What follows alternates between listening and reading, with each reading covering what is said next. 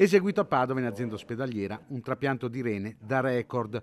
A cuore fermo il donatore aveva 92 anni. Ad oggi non risultano donatori non a cuore battente in età così avanzata.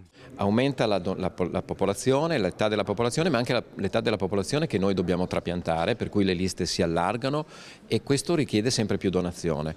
Questa donazione ci mette nella condizione di accettare anche organi di età che consideriamo avanzata, ma come abbiamo sempre detto, quando un paziente, una persona arriva a oltre 90 anni ha sicuramente un buon fegato. Il trapianto a cuore fermo è un'operazione più complessa, fondamentale l'utilizzo delle macchine da perfusione e l'esperienza clinica dei chirurghi. È qualcosa di incredibile che va al di là del concetto che abbiamo studiato in medicina.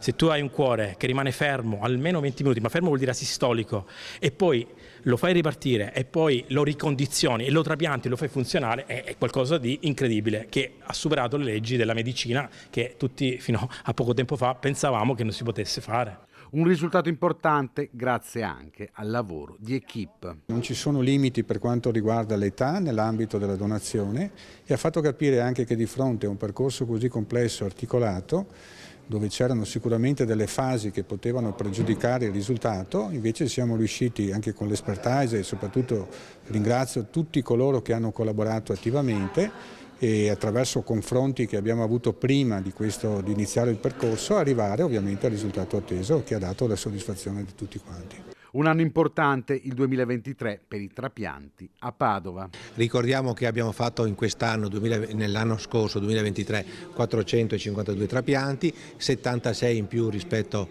all'anno precedente. È uno dei pochi, se non l'unico centro in Italia che esegue trapianti di cuore, di polmone, di rene, di pancreas e di fegato. Quindi è un centro veramente multitrapianto, insomma, ecco. Quindi questo è veramente da sottolineare, un'eccellenza. Ed è un'eccellenza sostenuta, lo ripeto, con forza dalla Regione del Veneto.